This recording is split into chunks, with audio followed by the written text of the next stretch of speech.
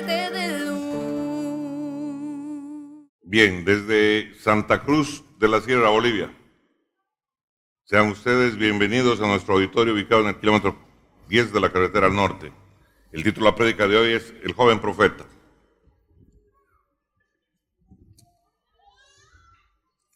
Desde los orígenes de la humanidad, desde el Génesis, hasta llegar a esa dimensión llamada eternidad, donde obviamente no habrá noción ya del tiempo, Israel se ha convertido en el cronómetro de la historia del mundo. Los acontecimientos más importantes de la humanidad, esta nación ha jugado un papel crucial en advertir al mundo entero acerca de los mismos. Son muchas las mentes brillantes, de gente muy, pero muy inteligente, que ha dedicado su vida o parte de ella al estudio de las antiguas profecías bíblicas. Trabajos, por un lado, de cristianos, de eruditos cristianos, eruditos judíos, e incluso los presagios, pronósticos seculares para entender de mejor manera la cronología del fin de los tiempos. Uno de esos genios científicos que hizo estudios al respecto fue Isaac Newton. Isaac Newton vivió entre el 1600 y el 1700, y este varón contribuyó definitivamente al desarrollo de la ciencia de una manera espectacular. Gracias a sus investigaciones, hoy en día tenemos lo que se conoce como la ley de gravitación universal. Precisamente, ¿no es cierto?, la manera en cómo se atraen los cuerpos celestes. Este tipo de conocimiento ha permitido enviar cohetes a la Luna, enviar cohetes a Marte, comprender por qué razón no se chocan los planetas, etcétera, etcétera.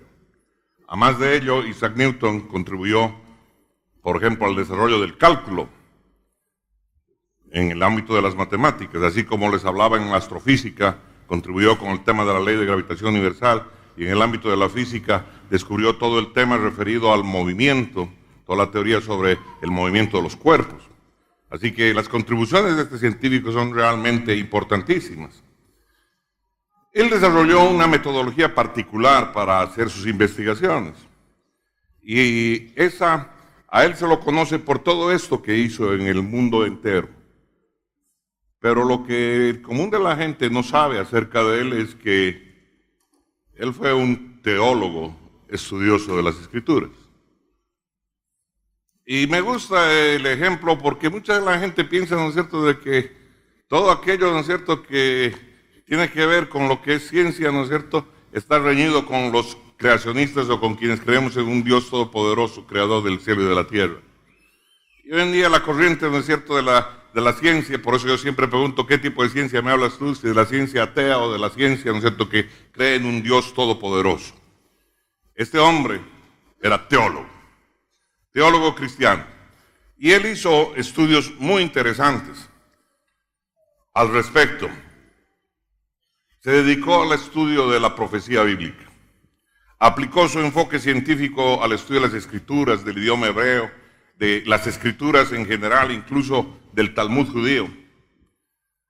Y para Newton, él llegó a una conclusión muy particular, muy interesante. Dice que la fe y la ciencia eran parte del mismo dominio. O sea, que caminaban paralelas, aunadas la una con la otra. Él teorizó sobre, por ejemplo, un concepto muy interesante, que la palabra de Dios trajo a su revelación, que las escrituras proveían de un código particular al mundo natural. Son cosas muy interesantes. Newton creía que el estudio de la palabra de Dios era un tipo de ciencia y que si se interpretaba adecuadamente, podía predecir lo que iba a pasar a futuro. Uno de los textos que llamaban la atención de este varón era el libro de Daniel. Y él decía acerca del libro de Daniel que era el libro por excelencia profético y que en particular tenía un aspecto muy importante, porque Daniel no solo profetizaba acerca de eventos por venir, sino que él adicionalmente daba indicaciones acerca del tiempo del cumplimiento de sus profecías. Y esta era una particularidad. En consecuencia, él decía, ¿no es cierto?, si tú quieres estudiar este tipo de elementos, tú no puedes obviar, tú no puedes ignorar entrar a estudiar Daniel. ¿Por qué? Porque esta es la característica fundamental de Daniel. No por nada tiene el mote de príncipe de los profetas. Para poder comprender los hechos de la vida de Daniel, es necesario que nosotros nos pongamos en el contexto de su vida, de lo que sucedió, en todo el aspecto histórico que luego va a afectar a su vida cuando él está metido en todo este tipo de aspectos. Sería injusto, por ejemplo, que nosotros empezáramos a evaluar el estado de la economía hoy día, ¿no es cierto?, con relación a lo que sucedía hace 30 o 40 años atrás. Cuando yo era niño, yo me acuerdo de que el pasaje de colectivo porque no había micro, costaba 25 centavos. Y cuando yo estaba en edad escolar pagaba 10 centavos, con el privilegio de ir colgado de la puerta. Así era. El colectivo en el que yo me subiera en el 2, en la ciudad de La Paz. Esos eran los precios. Imagínense que yo hoy día pongan, a pesar de la cantidad de años que está congelado el precio del micro, haga una relación que diga, ¿cuánto mejor están? Claro, de 25 centavos a 2 pesos. Imagínense cuántas veces ha crecido el tema. Ese tipo de análisis es un análisis pobrísimo, paupérrimo, que no hay que aceptarlo por nada. Es un engaño total. Amén. Es como cuando nosotros queremos comparar lo que compraban $1,000 hace 10 o 15 años y lo que compran hoy día $1,000.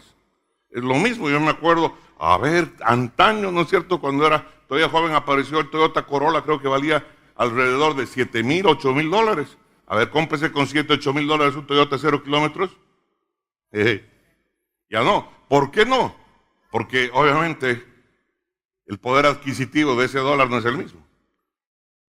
¿Ok? Entonces, si hacemos una comparación así, de ese tipo, nosotros estamos comparando papas con zanahorias. Y eso es un absurdo. Simple. Entonces, si queremos entender a Daniel, tenemos que transportarnos a su tiempo y conocer un poco de la historia, del trasfondo, del contexto, para poder entonces analizar qué es lo que pasó y por qué pasaron las cosas. Así que hoy nos vamos a dar un baño de historia con la vida de Daniel. ¿Amén? Entonces vamos a recopilar un poquito de esa historia en el contexto en el que vivió este profeta. Después de que Josué conquistara la tierra prometida, cuando él repartió a sus hermanos y cada una de las tribus recibió la tierra que le correspondía, empezó el desarrollo de Israel. Y vino la era de oro para esta nación. Y la era de oro alcanzó su cúspide en el reinado de David.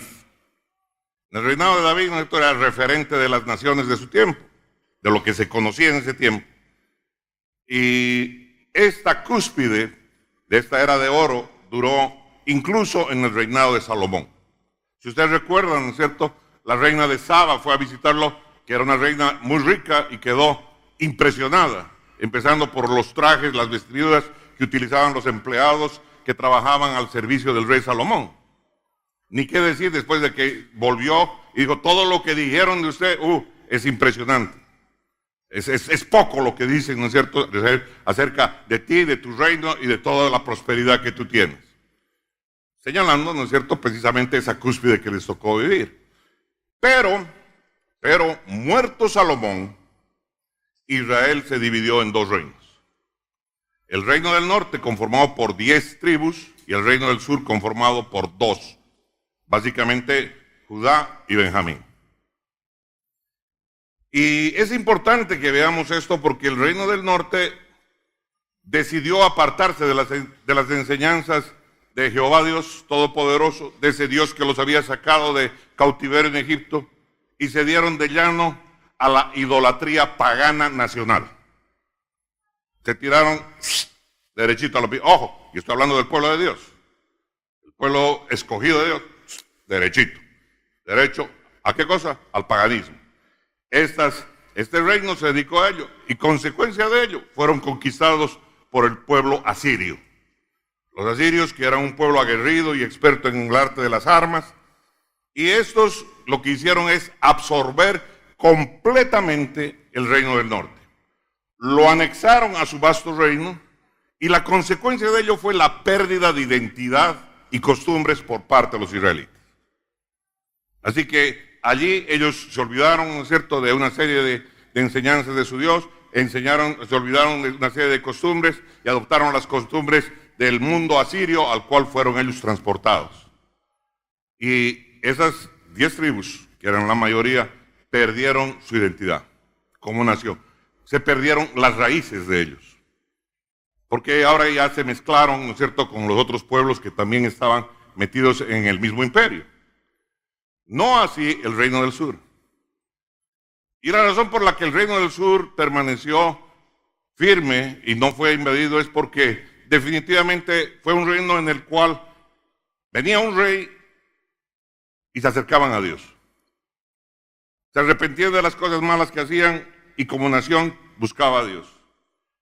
Moría ese rey, venía otro rey y ese rey se tiraba al paganismo. Y el siguiente que se levantaba volvía otra vez a Dios y vivían un sub y baja. Hasta que en uno de esos valles, en una etapa de paganismo, fueron invadidos por los babilonios en la época de Nabucodonosor. Y entonces ahí cayó el reino del sur, ahí cayó el reino de Judea en manos de los babilonios. Pero tuvo una particularidad. Los babilonios no decidieron anexarlos a su reino. Decidieron tener una actitud más inteligente con ellos, porque dijeron, ¿para qué nos vamos a llevar a estos judíos famélicos? ¿Para qué no vamos a hacer cargo de sus necesidades? ¿No es cierto? Vamos a tener que crearles después seguro de salud y cosas de este tipo. Es demasiado llevar estos millones, vamos a llevarnos a su gente, a sus dirigentes, a su gente intelectual, y la vamos a reprogramar.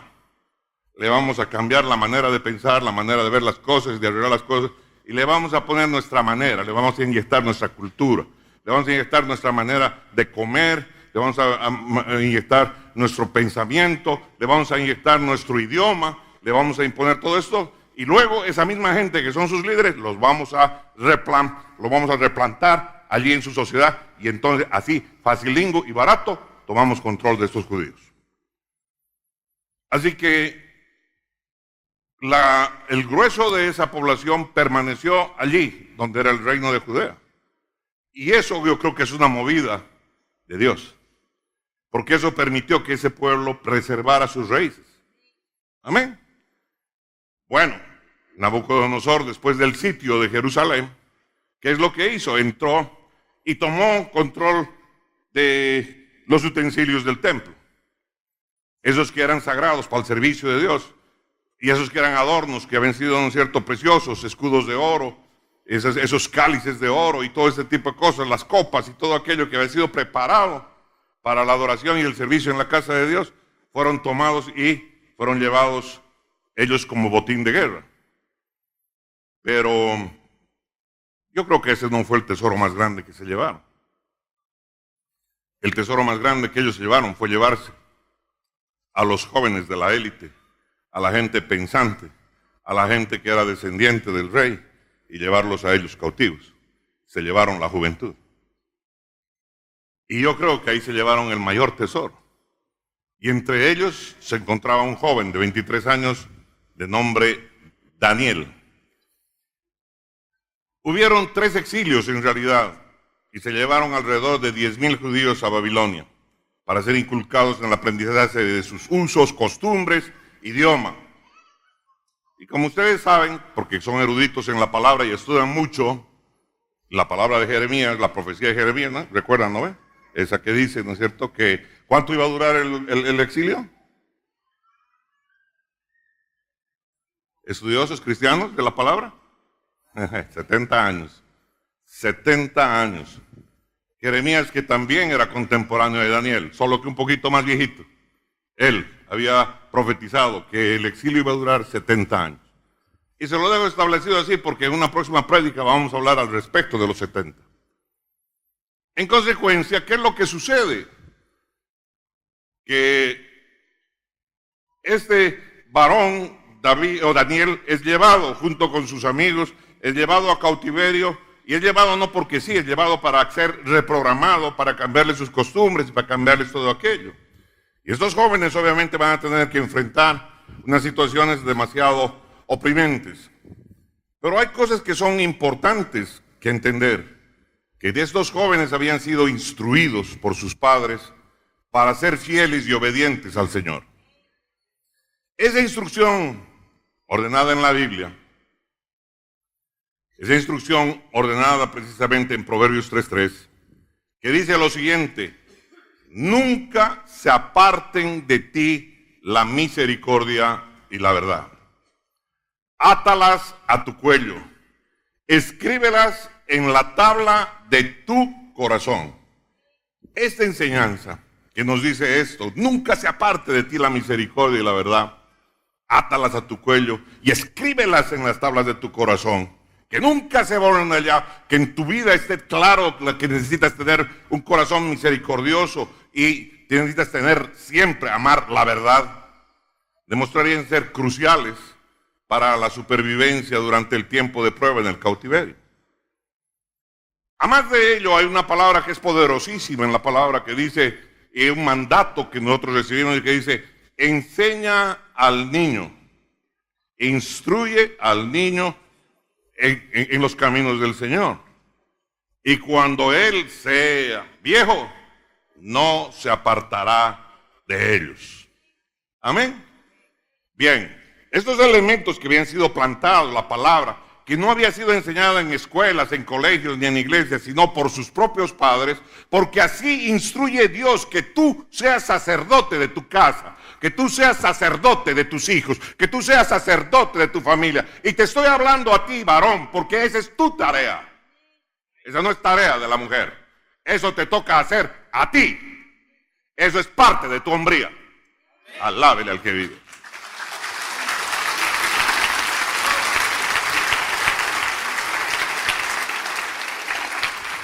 Entonces estos muchachos que habían pasado tiempos a diario con su padre, siendo instruidos en la palabra de Dios, esa palabra había sido incrustada en su corazón, en su alma, en su espíritu. Había sido aprendida, asimilada. El rey Nabucodonosor había decidido reprogramarlos. Reprogramar a estos jóvenes junto con sus sabios. Iba a darles el trabajo para que lo hicieran. Y así luego reinsertarlos en su sociedad. Daniel terminó siendo consejero de varios reyes. Daniel terminó siendo consejero primero de su captor, de Nabucodonosor, y luego del hijo de él. Y más adelante sería de los reyes persas. Estaría, ¿no es cierto?, ahí siendo consejero de Darío y de otros. Así que esto es algo que es tremendamente importante, porque no solo se convirtió en asesor de ellos. No nos olvidemos que él fue allá a los 23 años. Diga conmigo, 23 años. Ese es un chilpayate. ¿Cuántos dicen amén? Es un chamaco, es un chango, es un pelao. ¿La mera verdad? Y así es como he llevado a este varón allá. Y allí él se convirtió, además de ser consejero de varios reyes, en intérprete de sueños. Se convirtió en un modelo de fe. Se convirtió en un modelo de coraje y valentía. Se convirtió en el futuro profeta de la conquista y de la redención. Imagínense, ¿no es cierto? Llegando a vivir hasta sus 92 años. Pero aún más importante que todo ello es el relato sobre sus visiones. Lo visionario de sus visiones. Y ellas se iban a convertir en clave vital para comprender el fin de los tiempos. Jesús expresó, por ejemplo, su confianza en las enseñanzas de Daniel. Hizo mención de ellas y las divulgó allí en su discurso del Monte de los Olivos. En el capítulo, si mal no recuerdo, 24. Así es, en el capítulo 24 del libro de Mateo. Y luego la enseñanza acerca de los tiempos finales, que está en Lucas capítulo 21. Si Jesús mismo, el Hijo de Dios, le dio este espaldarazo y cimentó su enseñanza basado en lo que Daniel había hablado, lo que está diciendo es lo que Daniel hizo, lo que Daniel dijo, eso es lo que va a suceder. Hay alguien que diga amén. Oiga, me entienda la importancia de entender y conocer este tipo de aspectos. ¡Wow! El mismísimo Jesús hizo esto con las enseñanzas, con lo que había postulado Daniel. Por lo tanto, estas se convirtieron en el anclaje del puente de la eternidad para futuras generaciones. ¿Se entiende lo que es el anclaje? ¿No es cierto? Los que estudian ingeniería, particularmente ingeniería civil, lo entienden muy claro. Para que nosotros lo comprendamos fácil es cuando hacen allá el puente del Urubó, por ejemplo. Si usted se acerca y presta atención y no solo mira para arriba, en la esquina, en cada una de las riberas del río, hay un bloque de cemento espectacular, ¿no es cierto?, que está ahí metido, y de ahí salen unos fierros para soportar, ¿no es cierto?, toda la estructura que se va a poner sobre ellos. Entonces, eso necesita tener anclado, tiene que estar metido, enchufado, encachufado. Eso es lo mismo que sucede con esta enseñanza. Nos permite mirar lo que va a suceder en el fin de los tiempos. ¿Hay alguien que diga amén? Alábele al que vive. Alábele con ganas.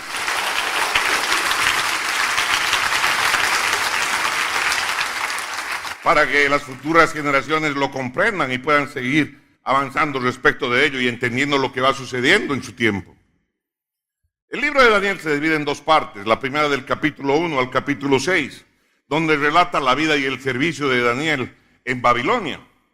En esta parte se pueden apreciar 6 historias vivenciales. Y en la segunda parte del libro, del capítulo 7 al 12, se pueden apreciar 4 visiones dadas a Daniel por Dios o por mensajeros de Dios.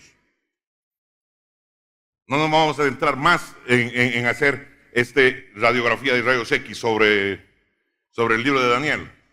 Pero todo lo que relata el libro de Daniel es un testimonio del poder sobrenatural de Dios.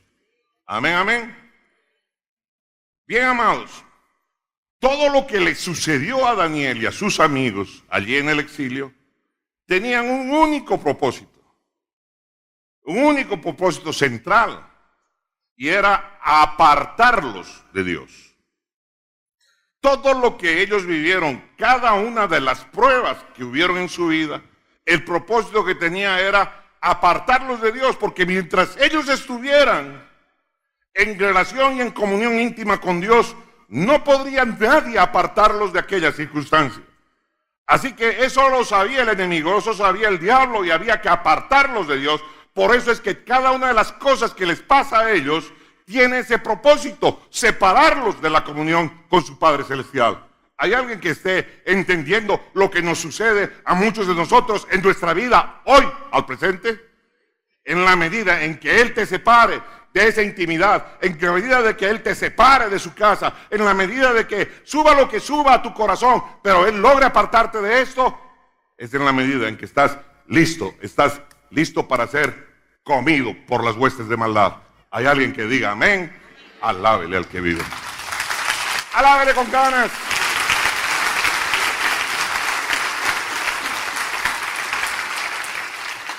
Así que esa era la intención de todo lo que les pasó.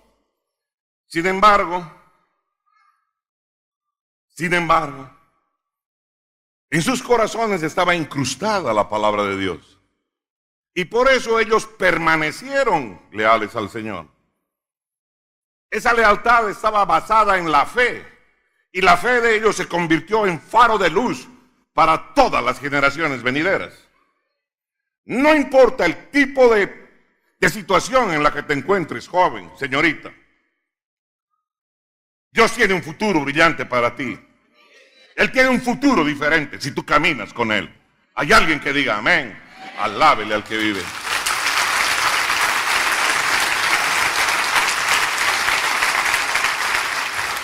Por ejemplo, cuando estos jóvenes llegaron a su cautiverio en Babilonia, cuando estos jóvenes, 4 jóvenes llegaron, lo primero que hicieron con ellos, ¿qué fue? Cambiarles el nombre. Claro, era una costumbre babilónica, por supuesto que era una costumbre babilónica. ¿Qué propósito tenía? Quitarte tu identidad. ¿Qué tal? A ti te llaman Rafael toda tu vida, hasta tus 23 años, y dicen, a partir de ahora no te vas a llamar Rafael, ahora te vas a llamar Richard. Y cuando alguien dice, oye Richard, ¿a quién están llamando? A mí no es. Oye Richard, no te hagas el loco. Están queriendo quitarle su identidad. Pero va más allá este tema. Porque cuando Daniel y sus amigos, por el hecho de ser parte de una nación, la nación hebrea, ellos, los padres, quienes estaban apegados al conocimiento de Dios y a tener una relación íntima con Dios, buscaban de parte de Dios cuál era el nombre que tenían que poner sobre sus hijos. Los nombres que tenían ellos, los nombres hebreos, no eran cualquier nombre, eran nombres con significado y que tenían relación con su Dios. Entonces los babilonios estaban viniendo a destrozar desde ahí esa identidad. Daniel tiene un significado. Daniel significa Jehová es mi juez. Eso es lo que significaba. Así que cada vez que le estaban llamando Jehová es mi juez, era él. Y entonces los babilonios dijeron, ya no te vas a llamar así, Daniel. Ahora tu nombre va a ser Belsasar. Belsasar. ¿Y eso qué es? Príncipe del rey. ¿Parece interesante? No es tan cambiador el tema. Sí, claro que sí. El príncipe, ¿no es cierto?, de este Barrabás, a ser príncipe, a ser entendido como Jehová es tu juez. Óigame, qué completa diferencia. Le están quitando su nombre, le están cambiando a él, le están cambiando a sus amigos el nombre y les están imponiendo otro nombre. Wow. Los babilonios pudieron cambiar sus nombres, pero ellos no pudieron cambiar su compromiso con Dios. ¿Lo está entendiendo? Pudieron cambiarles el nombre, pero jamás no pudieron cambiar lo que había en su corazón, su compromiso con Dios. ¿Cuántos dicen amén?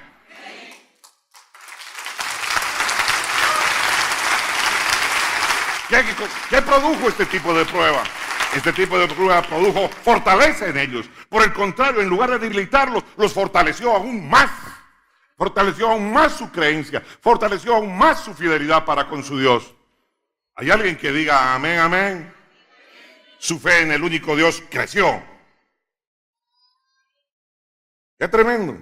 Además de ello, parte del proceso de adaptación, parte de la migración, del cambio de chip en la cabeza de estos jóvenes, consistía en que aprendieran a comer comidas de la cocina babilonia. Es simple, sencillo de entender. Cuando tú vas a otro país, ¿no es cierto?, la comida no es la misma. Yo me acuerdo cuando yo llegué a México, ¿no es cierto?, y ahí empecé a comer, ¿no es cierto?, el frijolito refrito. Está bien nomás, eso se come. Pero la tortilla, cuando está fresca, es a todo dar. Pero cuando la tortilla está guardada, sabe a cartón, mi hermano. Parece salido de la papelera. Sabe a nada. Así que para que tenga saborcito hay que dorarle en aceite, aumentarle sal, chilito, ajicito, limoncito y entonces recién. En mi vida había comido esas comidas, ¿no es cierto? Un día me pedí en un restaurante una sopa tlalpeña. ¿Sabes qué es una sopa tlalpeña? Es un líquido de agua ahí, es una agua hervida, ¿no es cierto?, sin nada y con unos chiles navegando. ¿O será que me fui a un lugar donde me tomaron el pelo? Definitivamente, cuando cambias de lugar, de ciudad, de país, la comida no es la misma.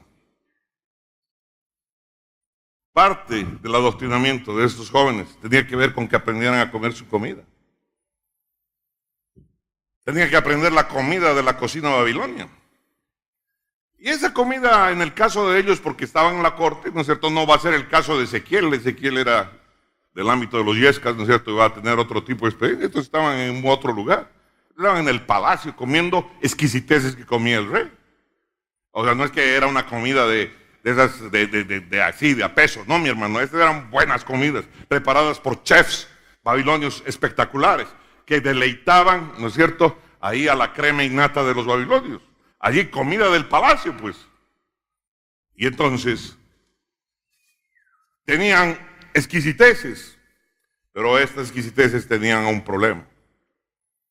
Primero, antes de ser servidas a los comensales, las mismas eran dedicadas a ídolos paganos, como era su costumbre. Y al consumir estas delicias, uno estaría mostrando su lealtad a los dioses de Babilonia y no al Dios de Abraham. Ahora entendemos entonces por qué estos jóvenes se negaron a comer estas comidas. ¿Hay alguien que diga amén? Y entonces viene a mi entendimiento y mi recuerdo de que hay una festividad en este país, ¿no es cierto?, cuando se celebra, no sé si se llama Todos Santos. Y hay gente que prepara comida y la presenta en altares. Y luego de cierto tipo de ceremoniales la comparten, ¿no es cierto?, para tener la oportunidad de compartir con sus muertitos. ¿Ah? Porque a veces nos creemos lejanos de este tipo de cosas, pero a veces están aquí a la vuelta de la esquina y ha sido practicada por muchos de nosotros. Y algunos todavía de calladito la siguen haciendo. Pues Daniel tenía las cosas claras. ¿Hay alguien que diga amén? Alábele al que vive.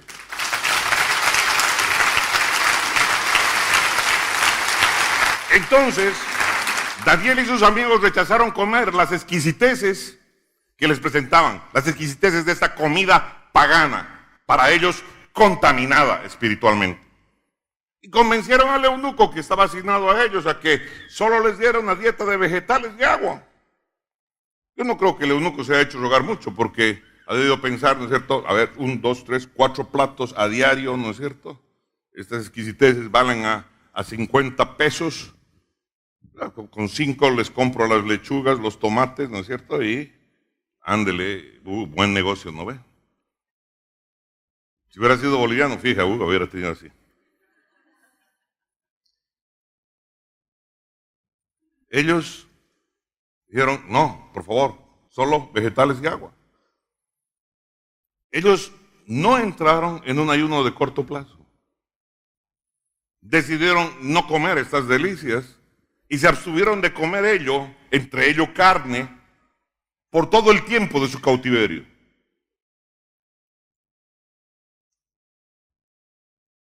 Y Dios honró su lealtad. Y pastor, ¿usted cómo puede decir que Dios honró su lealtad?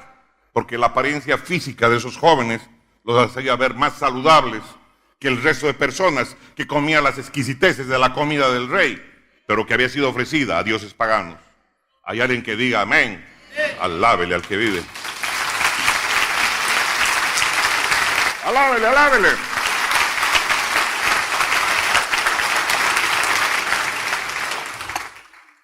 Daniel nunca midió a su Dios por el tamaño de sus problemas.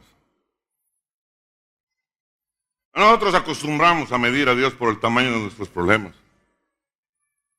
Cuando Dios pareciera que no responde a nuestro clamor, a nuestros ruegos, cuando parece que no hay solución y que nos vemos acorralados y estamos desesperados y no sabemos, entonces empezamos a dudar de Dios, empezamos a dudar de su iglesia, empezamos a dudar de su palabra, empezamos a dudar de Él, lo ponemos en tela de juicio. No, Dios no, Daniel no. Daniel nunca puso a su Dios a ser medido por el tamaño de sus pruebas. Él siempre creyó que su Dios iba a caminar con él, que su Dios era su proveedor, que su Dios era su guardador, que su Dios era su protector. Hay alguien que diga amén, que sin importar la circunstancia, ahí estaba su Dios. Y entonces la fe de este hombre era ejercida día a día, día a día. ¿Hay alguien que diga amén? Señalan de él que oraba 3 veces por día, que oraba en la mañana, al mediodía y en la noche, y siempre de vista hacia su ciudad natal, allá hacia Jerusalén. Él tenía este tipo de consecuencia, él tenía eso porque tenía incrustada en su corazón la palabra de Dios, la palabra que había sido incrustada primero, que había sido servida por sus padres, enseñada por sus padres, y allí fundida, soldada por el Espíritu Santo de Dios. Hay alguien que diga amén. Alábele al que vive. ¿Quieres tener hijos victoriosos? ¿Quieres tener hijos llenos del Espíritu? ¿Quieres tener hijos de éxito? Siembra la palabra de Dios en ellos desde que son niños. No esperes que los pastores vayamos a sembrar palabra en ellos. Siembra tú, si es posible, desde el vientre de su madre. Alábele al que vive. Alábele al que vive. Habla palabra de bendición. Así que Daniel pensaba que Dios iba a proveer bienestar en todo tipo de situación. Y Dios honró la fe de Daniel. Y honró la fe de sus amigos. Y dice la palabra que Dios les dio conocimiento y sabiduría. Y encima a Daniel le regaló el don de la profecía. Daniel 1:17 dice: a estos 4 muchachos Dios les dio conocimiento e inteligencia en todas las letras y ciencias. A mí me causa, óigame, me llena mis ojos, me llena mi espíritu al leer que fue Dios el que les dio conocimiento de las letras, del manejo del lenguaje, del idioma, del correcto uso del mismo. Y además de eso les trajo luz sobre la ciencia. Sobre la ciencia, porque esto es algo tremendamente importante. Porque hoy en día, ¿no es cierto?, la ciencia está pecando permanentemente de ser una ciencia que niega a Dios, una ciencia atea. Cuando esto es algo que proviene de un Dios todopoderoso, creador, porque ingeniero más grande, arquitecto más capaz, no existe que el Dios todopoderoso, no existe médico que le llegue a la punta de las uñas de mi Señor. Alábele al que vive, el sanador por excelencia, el creador, oh, el Dios todopoderoso, el agricultor, el que bendice. Alábele, alabe al Dios todopoderoso. Amén. Y concluye este versículo y dice: y Daniel tuvo entendimiento en toda visión y sueños, para que no nos quede la duda, que no solo es ciencia, conocimiento, que no solo es conocimiento, uso de la palabra, que no solo es conocimiento de la ciencia y uso de la ciencia, que la cosa tiene que ver con qué, con aprender a entender lo que Dios nos habla, lo que es el mundo espiritual, sino para qué Dios le hubiera regalado esta capacidad a Daniel de poder interpretar sueños, interpretar, ¿no es cierto?, visiones, recordándonos que hay un mundo que la gran mayoría de la gente no lo busca y menos lo entiende. Llámense cristianos o llámense lo que se llaman. Es hora de empezar a buscar las profundidades de este Dios maravilloso. Hay alguien que diga amén. Alábele al que vive.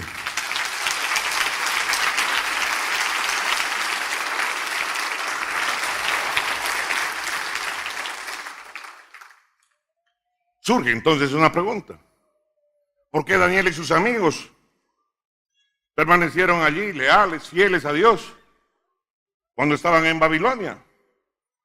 Era más fácil, ¿no es cierto?, aceptar la comida, era más fácil aceptar los halagos, era más fácil aceptar las comodidades, era más simple. Al final de cuentas, ¿quién los iba a ver? Eran solo los 4 y nadie los iba a condenar, porque ahí los iban a condenar.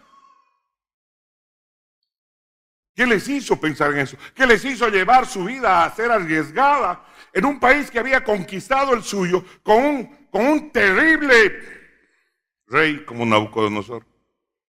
Injusto, mentiroso. ¿Qué lo llevó a estar parados allí y arriesgarse a mantenerse fieles a Dios aún a costa de su vida? Porque luego va a ser echado en la fosa de los leones por esta su fidelidad. ¿Qué los llevó? Óigame, si fueran personas que están pasados los 70, ya tienen abuelos o bisabuelos, nietos, bisnietos, ya vivieron la vida, ya, no, ni modo, ya. Al final de cuentas, ya que pierdo más bien, ¿no es cierto? Van a pagar más bien un buen entierro. Pero estos eran gente de 23, 24 años. ¿Qué los hizo permanecer así? ¿Qué los hizo permanecer incólumes en su fe? En una situación de semejante prueba. No estaban siendo probados por un látigo, estaban siendo probados en un ámbito donde su cuello estaba corriendo peligro. ¿Por qué ellos se mantuvieron firmes en sus convicciones aún a riesgo de perder su vida? La respuesta es simple. La respuesta es simple. Sus padres les habían enseñado que hay un solo Dios verdadero. Que hay un solo Dios verdadero y su nombre es Jehová de los ejércitos. Ese fue el elemento clave. ¡Wow! La enseñanza de la palabra. Esa palabra que estaba ahí anclada en el corazón de estos muchachos.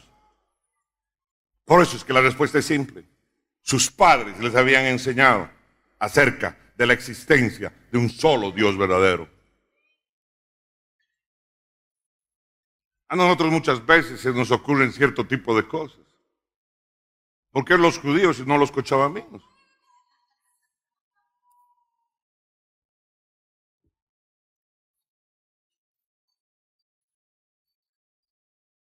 Hay algunos zafados como yo que se hacen ese tipo de preguntas. ¿Por qué Dios escogió? Y de pronto me acuerdo que Abraham no era necesariamente judío. Abraham provenía de Ur, de Caldea. Por lo tanto, Abraham era caldeo. Y de él va a levantar una nueva nación. Oiga, qué particular, qué interesante el tema. Pero Señor, ¿por qué él? ¿No es cierto? ¿Por qué no un Vargas como yo? Así ahora andaría como pavo, ¿no ve? ¿Por qué no uno de ellos? O sea, ¿por qué no?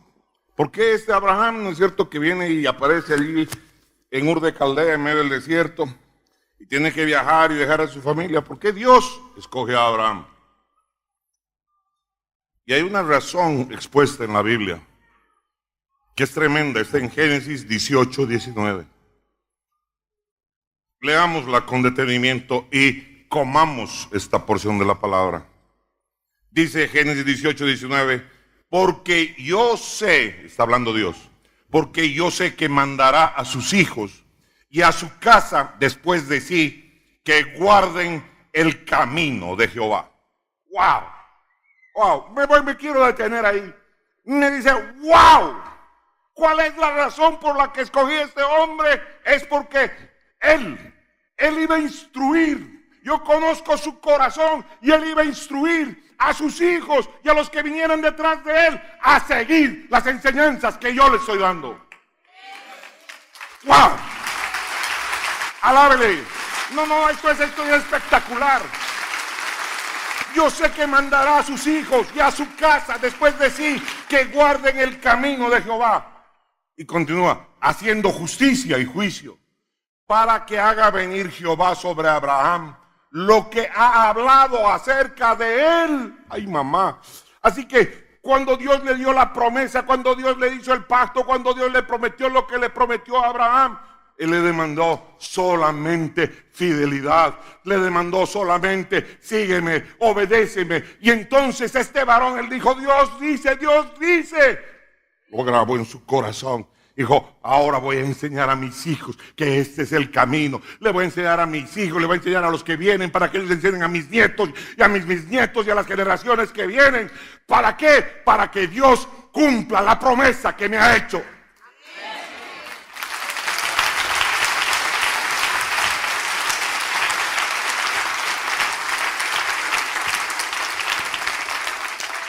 ¿Qué hacen los cristianos? Quieren, ¿no es cierto?, ya instantáneo.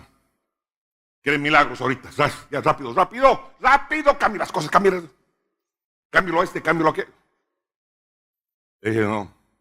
Dice, instruye al niño.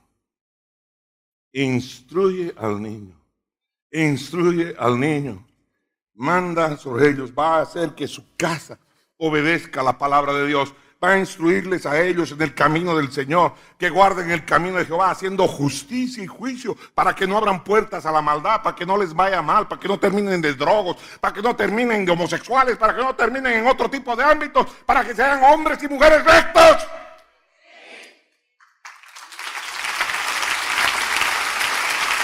Wow.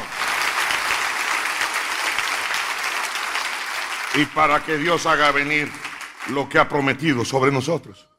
Sí, Él dijo Bolivia para Cristo, amén. ¿Y los bolivianos? Dios, ¿qué es eso? Fernet, vamos a tomar Fernet. Brother, allá tú, es tu problema. Yo te predico el evangelio. Si quieres lo tomas, si no, fúndete. Atente a las consecuencias. Alábele al que vive.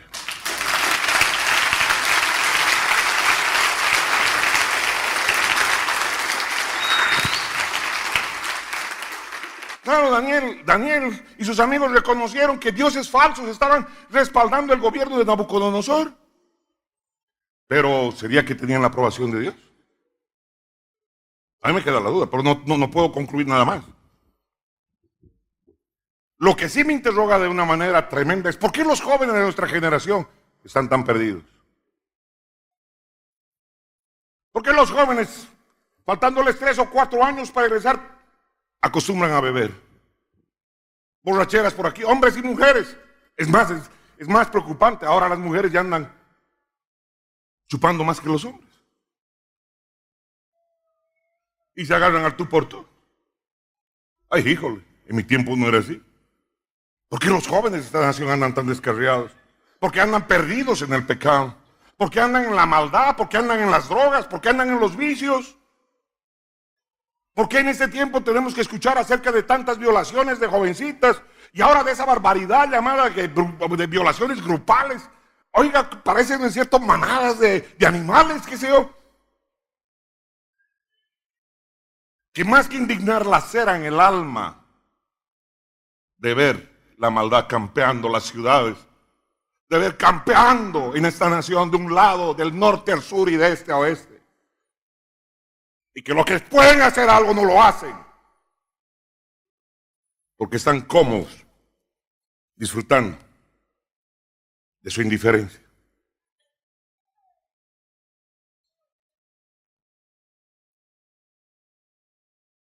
Porque esos jóvenes proceden de esta manera. Porque se aman a sí mismos y no aman a su prójimo. Y no respetan a los demás. Porque escuchamos tanta podredumbre de aquí y allí, creada y no creada. Cierta y no cierta. Ay, mamá. La respuesta es simple. Una vez más, la respuesta es simple. Y es porque no les enseñamos los caminos de Dios a nuestros hijos. No les enseñamos desde bebés a amar a Dios por sobre todas las cosas. Les traemos juguetes, les traemos entorno, les traemos ropa, les traemos lo que fuere, pero no les enseñamos a amar a Dios. No les enseñamos los caminos del Señor. No se lo presentamos. No hablamos palabra. Los padres no hablan palabra de bendición sobre sus hijos. Y los mandan desprotegidos a la calle, donde campea el diablo a que se pierdan luego. Tanto padre ausente de sus hogares. Tanto padre que incumple, que abandona a sus hijos, que deja la protección de sus hijos. Esa es la hombría. Estar ahí para ellos. Hay alguien que diga amén. Alábele al que vive. Alábele.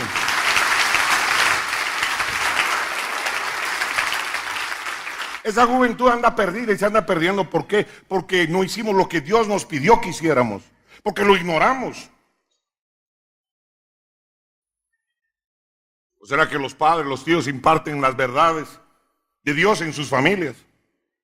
Beben en las casas delante de sus niños.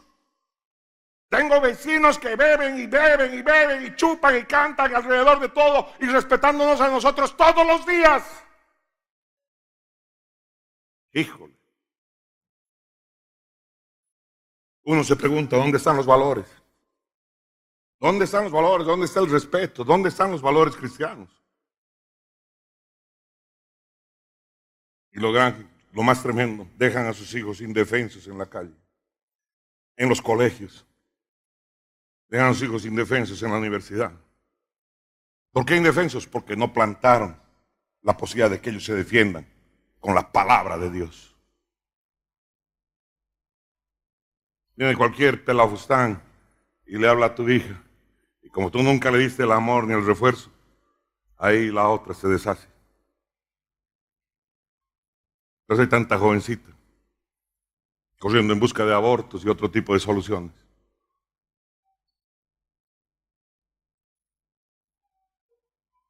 Wow, cuánto padre que abandona sus hogares no solo física, sino espiritualmente. Dígame, ¿hemos de dejarlo así? ¿O hemos de remediarlo? ¡Ley! Hay que hacer una ley. ¿Cuál ley ni qué ley? Hay que plantar el amor de Dios en el corazón de las personas. Hay que renovar el entendimiento. Hay que amar a Dios por sobre todas las cosas. Oh, mi hermano, ¿cuántos dicen amén? Amén. Alábele usted el que vive. Alábele, alábele.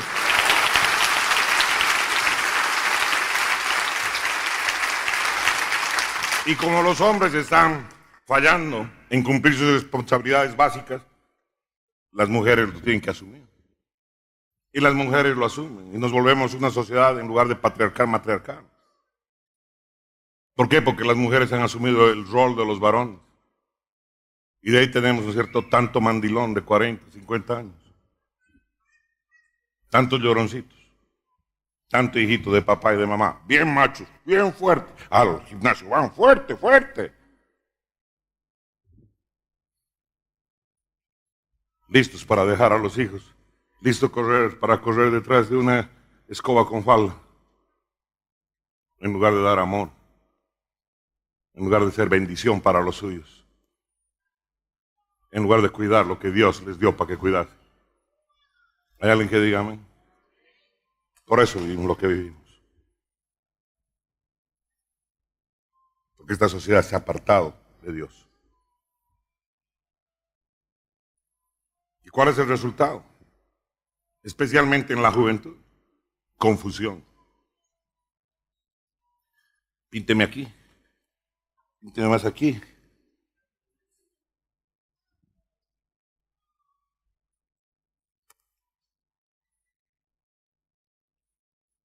Mendigando aceptación.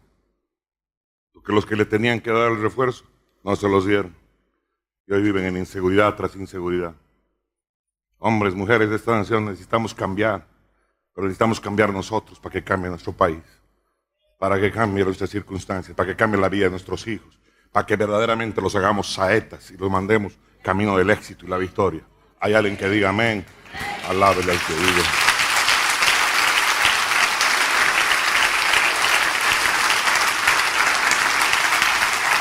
Cuando el rol de los varones no es cumplido como se debe, el resultado es inevitable, ya sea para la familia, ya sea para la nación, ya sea para una civilización, y se resume en una sola palabra: confusión.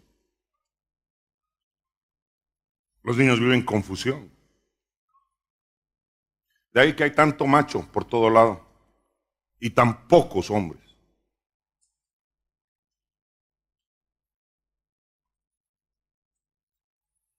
Los padres, las madres de este tiempo, de esta generación, deberían volver a asumir el papel que les corresponde en cuanto a lo que es la instrucción moral y espiritual de sus hijos.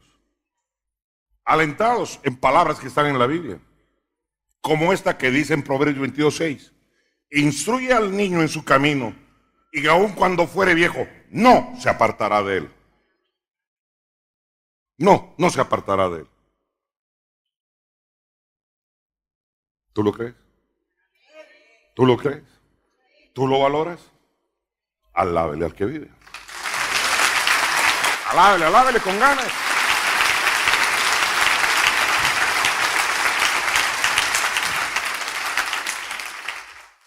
Pero hemos de asumir un compromiso. Porque nuestra nación, como dijo Alcides Arguedas en su libro Pueblo Enfermo,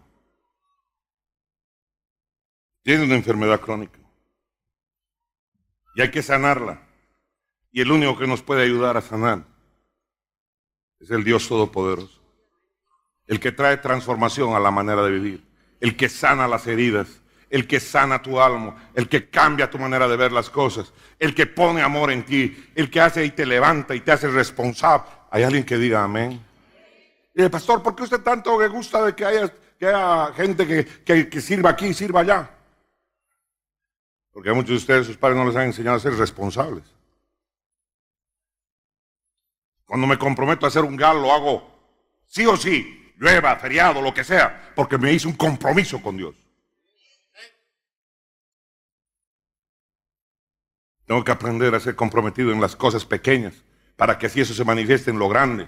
Tengo que aprender a ser comprometido cada día con la causa de mis hijos, de mi hogar, de mi familia, con la causa de mi Dios. ¿Hay alguien que diga amén? No soy cristiano por 1 hora o por 2 horas el domingo. Soy cristiano, soy hijo de Dios todos los días, 24 horas del día, 24/7 por la semana, 365 días al año.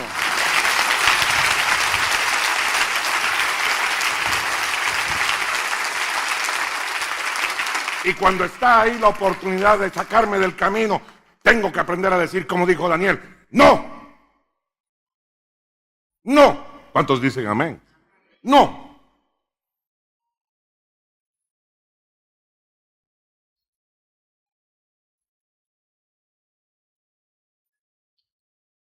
Necesitamos ejercer mucho el perdón. Necesitamos ejercer el arrepentimiento. Necesitamos asumir el compromiso de alcanzar a la juventud de nuestra nación. Alcanzarla con sanidad para el alma. Con el ungüento del Espíritu Santo. No con otra cosa. No con el tema de que de diversión por aquí, diversión. Necesitamos el ungüento que corra. Las aguas que salen de la casa de Dios, sanando una nación. ¿Hay alguien que diga amén? No solo hemos de embarazarnos de ese sueño, hemos de ser actores de ese sueño y vivirlo. No hay mejor prédica que la prédica con la vida de uno mismo. Amén. Hagamos de ello nuestra práctica. Nunca es tarde para Dios. Nunca es tarde para el Dios de sanidad. Nunca es tarde para Dios y cambiar las cosas en el corazón de los hombres. ¿Hay alguien que diga amén? Nunca es tarde para pedir perdón por nuestros errores. Nunca, nunca, nunca. Padre, este día yo no quiero dejarlo pasar así, Señor. Yo quiero presentarme, Padre amado, delante de ti y pedirte perdón por no haber hecho mi tarea como debía, Señor. Mi papel de padre. Y muchos nos hemos levantado a juzgar a nuestros padres y nos hemos puesto en el plano de jueces de nuestra propia autoridad. Perdóname, Señor, porque tú me has dado vida para ser instrumento de bendición. Primero a los míos, a mi hogar, ejemplo de vida, no solo profesional, ejemplo de entereza, de entrega, porque tu palabra dice que tú diste la vida por tu casa, por tu novia, por la iglesia. Ese es el papel del varón. Cueste lo que cueste. Y no abandonar los suyos. Y aunque se trate de la mejor carne del mundo, respetarnos los unos a los otros. Porque hay tanto abuso de jovencita, porque no se la respeta a la mujer, porque se la mira como objeto, porque la ponen sobre pasarelas para que muestre sus carnes, como si eso fuera una virtud. Ese es un don que se marchita. Lo que no se marchita es lo que uno construye como persona. Hoy yo te pido, derrama sanidad sobre mi alma, sobre el alma de mi familia, sobre mis hijos. Derrama el alma sobre la juventud de esta ciudad, de esta nación, y levanta un pueblo diferente, un pueblo que te ame, un pueblo que sea tu hijo, que te ame y te busque,